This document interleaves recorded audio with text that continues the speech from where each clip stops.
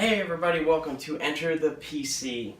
So this video is about Mac versus PC and why I switched from the Mac to the PC. So sit back, relax, and listen to this story. Alright, I was a Mac fanboy for over 10 years. I stood in line to get the iPhone 3G. I was one of the first guys to get the iPhone. I'm going to pat myself on the back. And I can remember when all this changed about Mac, because I used to love PC. I built PCs in high school. And when I was about 19, I was an intern for a local magazine in Columbus, Ohio, and I was the tech kid at that place. The office there had an issue with Mac Pro G5 Tower at the time, so I opened it up and I looked inside and I was blown away by the design, by how it looked, how beautiful it was on the inside. This G5 Tower. I've never seen anything like that from the Windows side. And then from there, looked up, this fellow, Steve Jobs, and he was a pretty interesting guy. So it was an interesting time and for Mac. So I drank the Mac Kool-Aid, basically, as it were, and I was all in there. Steve Jobs was the cult leader of Mac and Apple fanboy stuff, and I loved it. They had good products and all that, and I remember I saved up for my first Mac was a MacBook Pro, and I was in college, and the first time I went to buy it at Apple, my credit card was denied because it's so damn expensive, those things. It was a great computer. I was a touring musician for a number of years, and I took my MacBook on the road with me. I dropped it and took it to shows like bars, and it always worked when I needed it to, and it lasted for like 8 years, and then I actually ended up selling it for $110, which is an 8-year-old computer for $110 is amazing. That's crazy. You just don't do that like with Windows PCs and stuff. But I guess somebody else drank the Kool-Aid and they wanted one too, so there you go. The cycle continues. That's not really the case anymore. Things have changed. Literally, the case is not the same that it was when I got my MacBook Pro. Haha. So what they did nowadays, they're harder to fix. They use a ton of glue, and they're different products. They're smaller. What they've done is they've seen the iPhone success, which is this tiny phone. It's encased and everything, and they've taken that and put it to the Macintosh, the Mac side. And you have the batteries that are the whole back of the computer, and then you have the glue, and then they stick it together, and you have to, if ever you want to fix it or something breaks, good luck. It's really difficult, if not impossible, to fix their Mac computers now, which I loved, when you could fix them. The Mac Pro now is a crazy trash can that I guess you can open. It's nothing like the G4 Tower of old that was basically a computer. You could put, graphics cards in it, and you could put memory and all this other stuff, and hard drives and whatever you wanted, provided it was Mac specific. At the end of the Jobs era is kind of when those changes started to occur that I've noticed. And like I said, they took the success of the iPhone with the full back batteries and they've just applied it to their Mac products, which is fine. They need to make money, I get it. And they're making tons of money. They just posted their quarterly results, Q1, in February of 2018. And 70% of their revenue comes from iPhones, which is crazy. 70% of revenue from iPhones is huge. They have 6.6% from iPad sales, 7.8% from Mac products.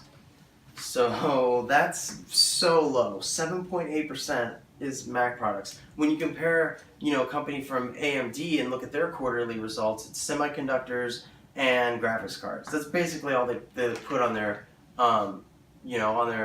cash flow statement. And then they have services, 9.5%, and other stuff, maybe like Chinese Mafia, or I don't know what that is, 6.1%. Their margins, Apple is 38%. Wow, 38% for a computing industry. That's pretty crazy. Yeah, they have markup, obviously, because you have beautiful design, you have engineering, and all that stuff. So why did I change? Why did I go about switching? A big thing for me was I noticed OneDrive working and iCloud not working. So I was like, well, if this thing's working, maybe they have some other stuff that's actually working. And then on top of that, I started a new business in 2017, March, so April, so it's been almost a year. And I bought a new laptop. It was Skylake, I think, Asus laptop. And it was great, worked great, but then 2 months later, it was stolen from the office. So I asked around, and my cousin was nice enough to donate an older but still great Intel PC that was an i3 4300 something or whatever, and I upgraded PSU because PS power supply because it was loud, and then I also spray painted my logo on it, and I got an i7 4790K for the computer, which was like $150 or something, and it works great. It's a great computer. It's older now, obviously, but it still, chugs along. Integrated graphics, that's all I need for work. It's no big deal. So I dipped my toe in the waters of Windows, and I liked it. It was pretty nice. It was certainly not as bad as I thought. Coming from the Mac side, you hear all these stories, and you think of all these things that are horrible and terrible.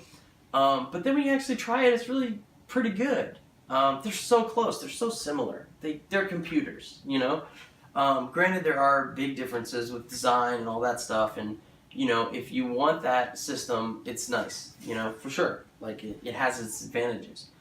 But it was really good. I was really pleasantly surprised, and OneDrive works fantastic with my computer across different computers, and I love that. I love backing up, not worrying about it, and it's done.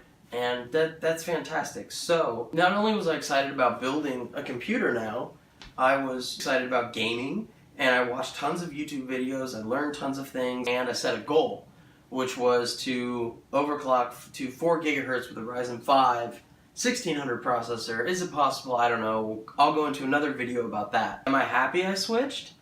I would say yes. It's more creative. It's problem solving when you're overclocking and you're like, what am I going to do? What's this? What do I need to solve this problem? It's just fun, which is the whole idea with building a computer. It should be fun. Computers can be a lot of fun. They can be creative and all this stuff. And that's what I get out of it. And the community is fantastic. YouTube community is great. Thank you guys for all the stuff you do. All the other videos are amazing. Tons of great content out there with lots of good info. And that's basically my story of why I switched from Mac to a PC and built a PC because of it. It's a combination of, overclocking, which is fun, PC gaming, which I missed so much being on the Mac for so long, not being able to game, and I'm not really a console gamer. I don't really like console games that much. I mean, the Switch is pretty cool. And the community, it's great community, and then the fun of it. It's just really fun for me. It's not for everybody. Some people, you just like Mac, you just want to have the system built, you just want things done, you just want to pay for it and be done with it. Get a Mac, that's fine. But if you like tinkering, if you like building, if you like, community, being involved with people, and if you like overclocking and really getting under the hood, then try PC. It's so much fun. Last time I did was maybe 15 years ago when I was in high school, or and it's a lot of fun. I forgot how much I missed it. So everyone, that's my story, and thanks for watching Enter the PC. Leave your comments below.